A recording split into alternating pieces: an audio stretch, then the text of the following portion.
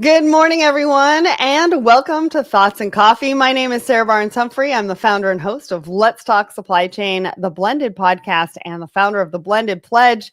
And we've got a great show for you today. My trade bestie, Audrey Ross, is back in the hot seat, and we're going to be talking about all sorts of things. Supply chain wrapped, like what did 2025 look like for you? We're also going to go through a bit of a market update. I heard something on the news this morning that I wanted to share with you as well. And then we're going to be talking about different ways to move your cargo today. But before we do that, we need to get into what's happening at Let's Talk Supply Chain. If you've missed it, we've got you. And I'm going to go through all of that. But first, let's talk about our show sponsor, Secret Society of Supply Chain. If you have not already signed up for our community, go to secretsocietyofsupplychain.com and grab your free membership today. Now, things are going to look a little bit different for 2026. We've just migrated to Circle and people are loving it. We're also going to be offering up some guest spots as well, but you've got to be in the Secret Society of Supply Chain to make that happen. So head over there, check it out. And plus, I want to give a shout out to some of our newest members. We've got Chris Nelson, Resha Bolin, we've got Vinoth Kumar, and Jerome McQuee. Thanks for joining us over in the community, and I can't wait to see you in there. All right, let's get to what is new. Well, if you have not checked out one of our newest episodes, we've got two brand new episodes this week. This first one, episode 507, is with Google Cloud. That's right. This is one of many collaborative partnerships that we have coming up for you with Google, and I can't wait to share them with you. This is the first of many. Go and check it out. Logistics providers ready for an AI first approach. And we talk about your biggest opportunity with Google Cloud, what that looks like. Head over to wherever you listen to the show, watch the show on YouTube, and check out that conversation. Then we've got Rapid Link. They joined me at IANA Expo, and this is episode 508. And we talk about repairs and keeping drivers moving. Now, this is really important, especially right now in holiday season. We need to keep those drivers moving. We need to keep those roads safe and everybody safe. And we talk a lot about how reliable and responsive the Rapid Link repairs is for that, for you within the industry. So go check that out wherever you listen to the show. And then on Thursday, I am going live at 1 p.m. Eastern with the team at OptiLogic and Accenture. And we're going to be talking about AI-powered data transformation. You might be like, AI. I know we can't talk about anything without the word AI. But I promise you, this is going to be a great conversation. We're going to be talking about how you can accelerate models. We're going to provide you with some insights, but we're also going to offer you and give you actionable takeaways. So go ahead, click the attend button. We will send you the link even if you can't attend live, but you have to click that attend button. Plus, if you're tuning in right now, I want to know where you're tuning in from. So make sure to put that in the comments. And if you love our conversation today, you know how we love a good fire emoji. So we want to hear from you. In-person conferences, we have Manifest in Vegas. We've recently announced that we are doing the Masters of Innovation Awards with Supply Chain Brain at Manifest. It's the first of its kind. We are going to be announcing those winners very shortly, and it's very cool. We've got some very cool companies that are going to be presenting for you on some tech innovations and what that's meant for their companies. So make sure you get your ticket. Go and grab your ticket. It's February 9th through 11th. We're also going to be recording podcasts on site. I'm also back on stage after 3 years, and so I'm super excited for that. And then, these are the Masters of Innovation Awards. Plus, we've got a TPM today that's happening on Friday, and wanted to let you know we're going to be posting that very, very soon. So make sure to click the attend button for that. And then we've got a brand new case study with 910 Advisors. We're talking about a transformational partnership, and this case study really dives into how they helped a certified collectibles group to radically improve their operations through hands-on tailored partnerships, et cetera, et cetera. So highly recommend you go and grab that through the link. And I think there's one more thing I got to talk about. Yes, I have a brand new blended episode. That's right. If you have not gone and checked out this new episode, it's about self-worth. Now, if any of you have read my book, you know that I talk a lot about self-worth, but I wanted to hear from other people as to what that meant to them. What does self-worth mean to them? And we got into some really crazy conversations. We've got Katie Date on there. Sarah Dandishy, if you don't know her, she's a travel expert and concierge. You should go check her out on Instagram. Dave Sanderson, he joined us as well, and he was on the Miracle on the Hudson airplane. And so he talks a little bit about that in that episode as well. So go and check that out wherever you listen to Blended, or you can head over to blendedpledge.org. All right. I think it's time to bring Audrey up to the stage. Hello. How you doing? Hello, I'm good. Did I not share my screen? I had my screen share, right? Yeah. Oh, I saw things on the screen. I know, because I came back and I was like, it was down there. Anyways, I'm having a morning, people. I'm having a morning. I'm in between trips.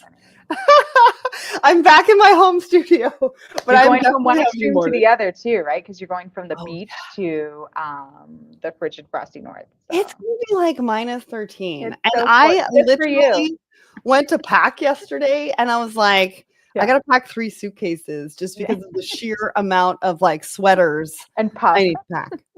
Yeah, and this like big puffy jacket that I'm gonna have to carry through the airport. Exactly. I had to do that the other day. So.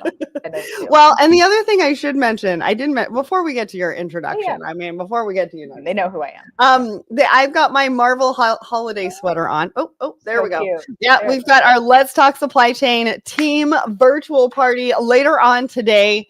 And I'm a little nervous, not going to lie, because we've decided to do painting for some reason. So I got this like kit to like paint somebody. I haven't even opened it up. And I'm going to learn later who I'm going to paint. Okay. And so stay tuned. I may or may not share my painting depending on how bad it is. But we're going to have some fun with that. How bad it is, but how creative it is. It's a creative Okay, fine. That's what we have to tell my girl guides. Yeah. Oh, okay. So now I get it. All right. No, they're like, it's bad. And you're like, you're 9. Like, it's not bad. It's cute. Okay. I'm going to have 45 though. Yeah. Anyways. Okay. Why don't you tell everybody who you are and what you do and all the things. Okay. All the things. Okay. So I'm Audrey Ross. I'm sitting here in a frosty, refreshing Toronto, lightly snow covered. Look, I came from Ottawa. I was in Ottawa last week, and like this is warmer. So what? Yeah, no. Ottawa is something else entirely. And those people, like, I've got a toque, I've got the scarf over my face. Okay, hold on. And I just realized a lot of the Americans do not know what a toque means. Oh, sorry, a beanie. So it's an actual I've got a beanie. Yeah. Over my head, a toque. Yep. And then stop talking Canadian. And then the gloves and like rolled up, and they were in just regular clothes. A man was in like business clothes. But let me ask you, like wool jacket, and I was like, oh my gosh. Let me ask you a question. Did you go skating? Because I know you like to skate on the Rideau, and if it's like that cold. No, it wasn't. It's not quite cold enough yet. It's not frozen enough yet. But they're getting ready. They got all like the beaver tail shacks and the ice skate rental shacks all on the Rideau. So I'm gonna have to go back in February and see our friend Claricia and Carolyn and everybody, and I'll go skating then. I talked to Caroline yesterday. It was a great conversation. Anyways, and shout out to FIT, Forum for International Trade Training. I love you guys over there. All right. Did you finish your intro or did I? Oh, yeah. I don't know. I do trade compliance, customs. People ask me about stuff, have me on their shows. I don't know. This is what happens. I keep busy. This is what happens when we get together. All right. That was your introduction. Oh, now it's time for the poll. Yeah. So we ask everybody a question every single Wednesday morning. And we ask this question: when it comes to holiday inventory / gifting, which supply chain hiccup is your biggest Grinch to deal with this December? Shout out to the Let's Talk Supply Chain team for coming up with that question and making it all holiday. We had 42 votes. 48% of you said naughty list, last mile delays. 21% of you said misfit toys inventory. 17% said snow days, labor gaps. 14% said sleigh traffic, ports. Wow, we really got festive with this one. All right, what did you think of this, Audrey? One, points for how festive and witty it was. Thank you. Thank you. Hi, Rick. And then two, I think, what did I put in? I think I put last mile delays because December can be very challenging for over road transport and last mile kind of deliveries with, people being on holidays, the weather, truck maintenance, all those things. So. Yeah, absolutely. I think, 48%, now is the time, right? Everybody is ordering online. Yeah. They're getting their gifts for the holidays, or like me, they're ordering something that they didn't even look at the delivery dates. I have no idea when it's going to come. So that's happening. Yeah. That's awesome. Thank you to everybody who weighed in on the question of the week. I think the other thing that we have, so our team put in this supply chain wrapped. Let's take a look at that. And so they kind of took a look at what, happened in the industry for 2025. We called it a year of chaos, wins, last minute saves, and a whole lot of logistics magic, because shout out to all the supply chain professionals and leaders out there, because you are making magic every single day.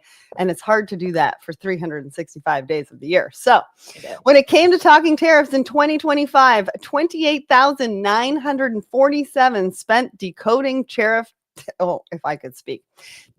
changes, trade shifts, and urgent updates. One product line ran out of silicone chickens for 19 days. Silicone chickens? What are those used for? Are those like dog toys? Maybe. Probably. I don't know. But does this surprise you? I don't think this really surprises me. It seems like a really big number, but we talked about tariffs a lot. Yeah. It was definitely the hot topic of the year. I love that. All right. Your stress tears. Oh, we measured them. You only cried 54 minutes this year, down 12% from 2024. I mean, somebody's got to go and check those to see if that's accurate, because I'm not entirely sure. I'm pretty sure it's a little bit longer than that. I definitely was crying this year. Your 2025 work inner circle. So you've got who you talked about the most. First was operations. Second was data science. 3 was transportation. 4 was procurement. And 5 was customs and compliance. I'm a little shocked at customs and compliance. And yes, I see the error there. So if anybody wants to put that in the comments, I already took note. Customs and compliance, though, that one shouldn't be number 5. With tariffs being so talked about, you know what I'm saying? I think it should be like higher up on the list. A little closer, maybe. Yeah. Swap out transportation or something. But operations had to hustle because there was a lot of, I think, especially in what we're working on, there's been a lot of manufacturing moves, right? And reassessing where you're doing your productions, and procurement as well, kind of reassessing who are the vendors we're working with. Were there vendors who had lower tariffs? Were there vendors who had higher tariffs? Like, are we reshoring? Are we shoring? What are we doing? So it was definitely a tough year for quite a few departments. Way to get that in there. All right. 18,000 minutes inside Excel this year. That was just me last week. So I actually want to know if this is down or up from 2024. But the fact that my team was like, may your formulas always balance, may your tabs stay color coded. Love it. Going into 2026, this is our well wishes for you. You get a rock star badge for surviving 2025. This is your official badge for surviving. All right. And then it's time for your victory lap. You navigated disruptions. You solved the unsolvable. You kept the world moving. You have all got logistics legend status, and that is totally unlocked for you right now for 2026. All right, let's get to one of my favorite parts of the show, the market update. What's happening for you? What do people need to know? What are you thinking about for 2026? Talk to me. Yeah, what am I thinking about for 2026? That's a very good question. Or you don't until I don't want to think about it. I'm not going to think about it. Like January 1st. I mean, that's fair. Totally fair. Yeah, no, it's still, I mean, we've got volumes are a little bit wonky. The tariffs had a huge effect, as we were talking about, on how people were purchasing, where people were purchasing from.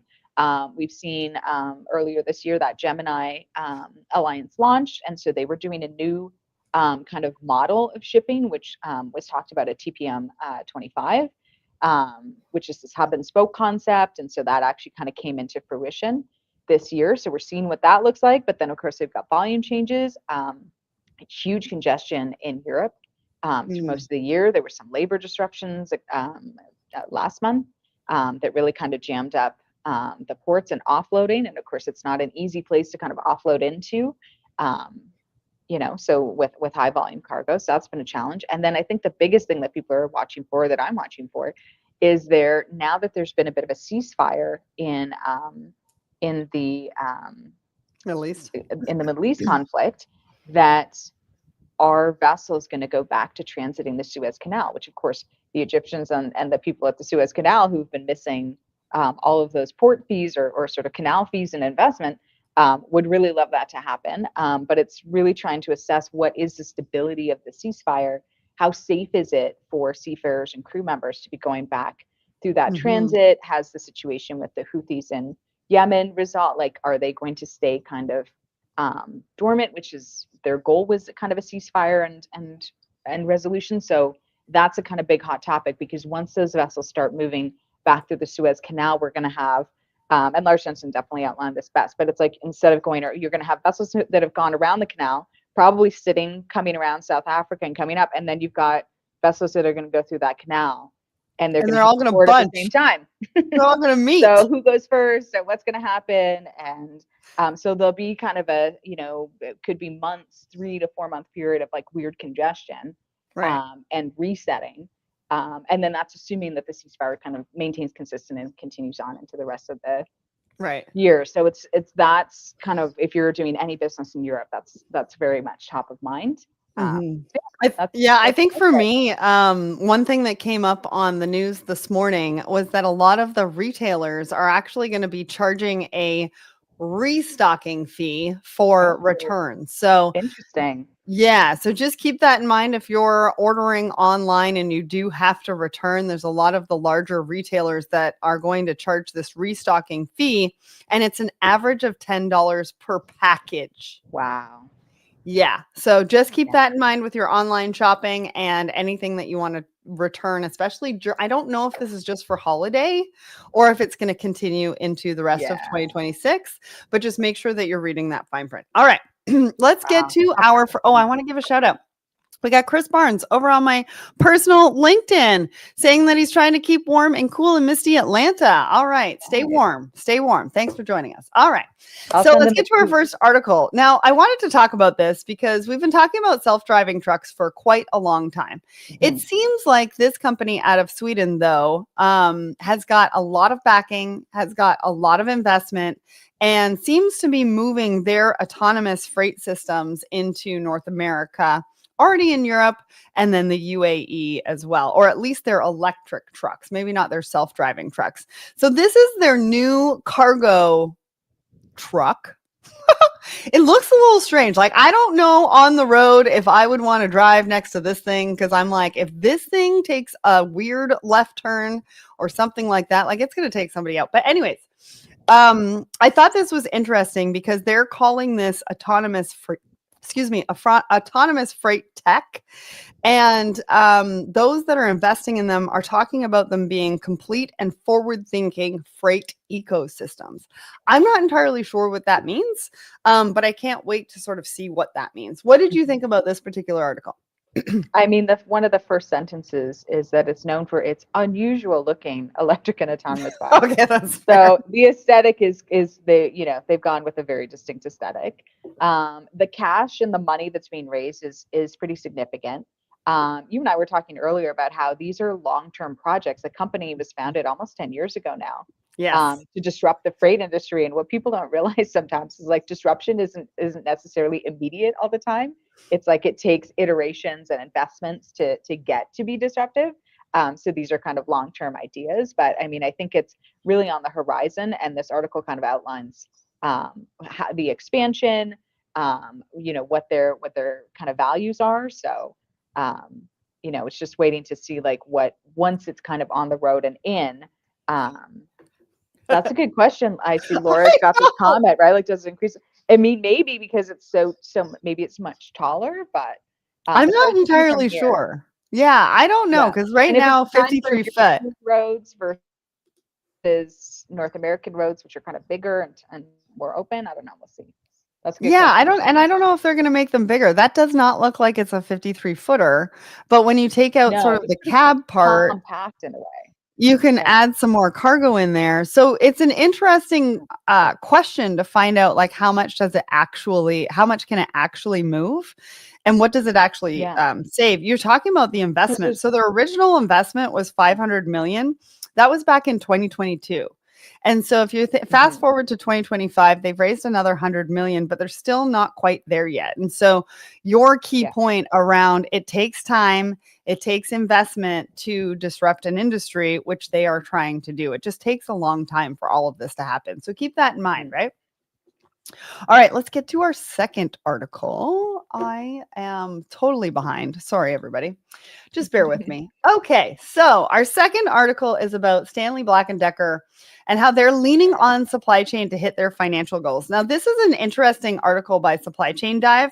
They're talking about how they're reducing their sourcing from China from 15% to 5% to really have all of their manufacturing and their finished products done under the USMCA, which I think is an interesting concept. I mean, it does take time, it does take some money, but they actually talked about after the pandemic, they were talking about a $2 billion cost reduction, and they wanted 1.5 billion of that coming from their supply chains. So they've hit the ground running after the pandemic, because that would have been what, like 2021, 2022. We're now going into 2026. So that's about 3 to 4 years of time.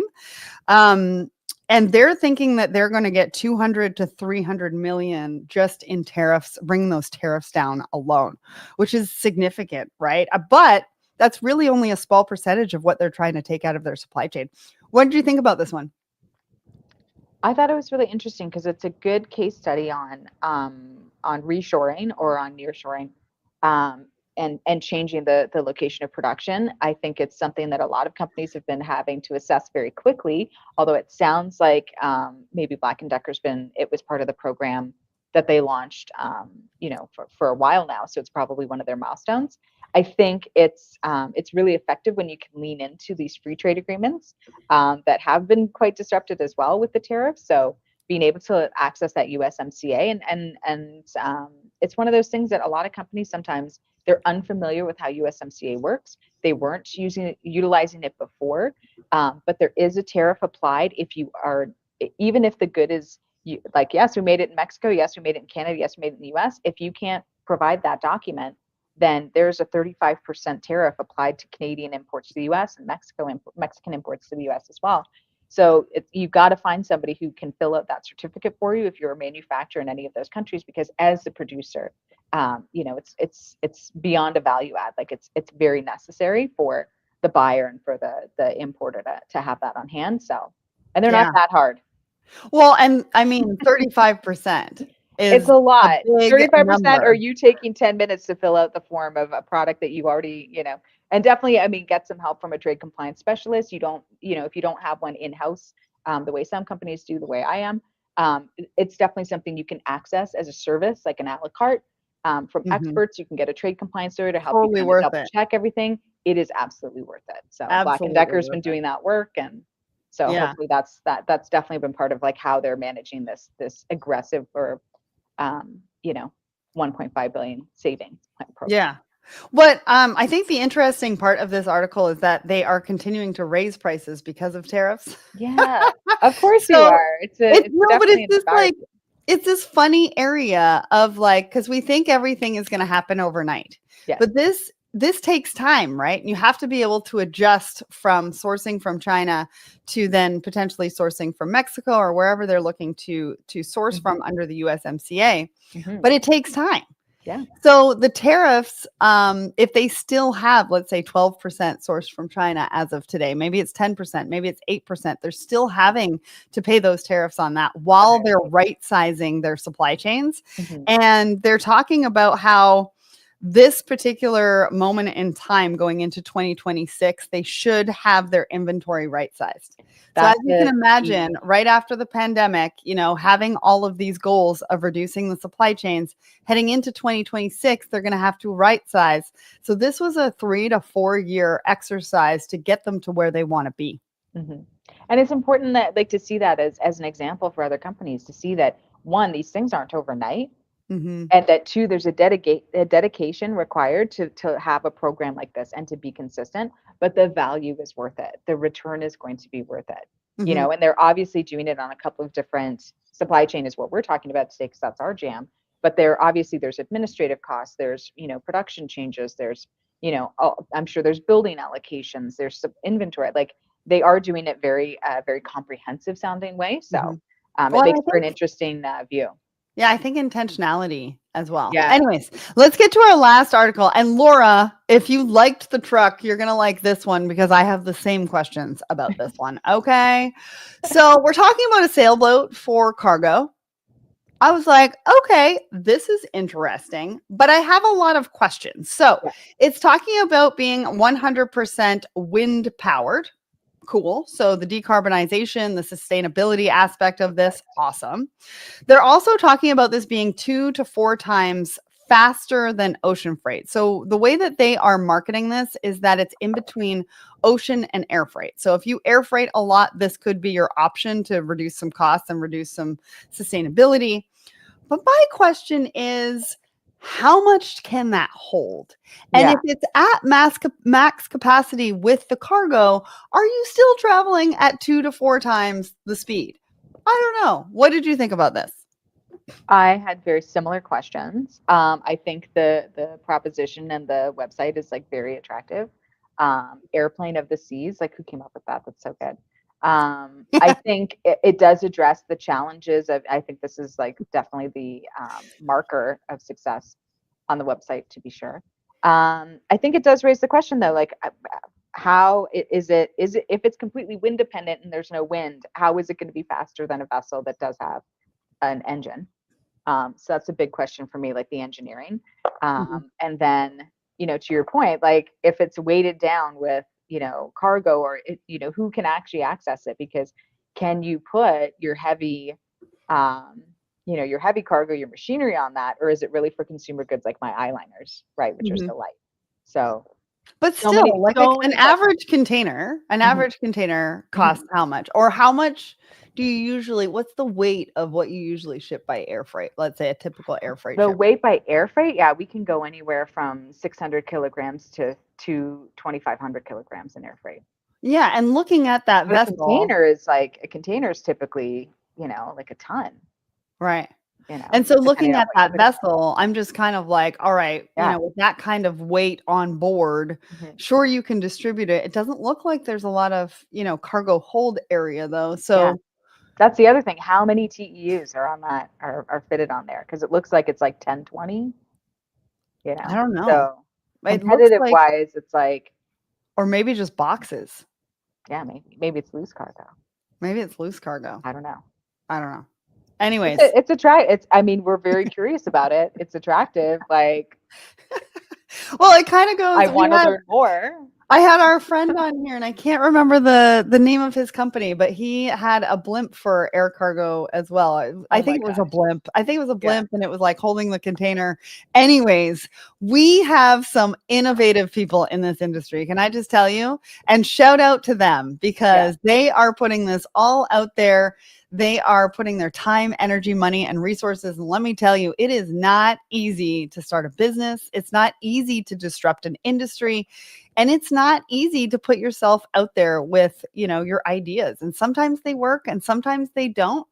And I think I think only time will tell as to whether it's something that is going to be long term or not. But it's definitely interesting. And I think also it gives us options. Yes. Yeah. Because you could definitely see that between like close ports, right? Like if you were moving goods all water service between like Korea and China, that could be a really attractive option.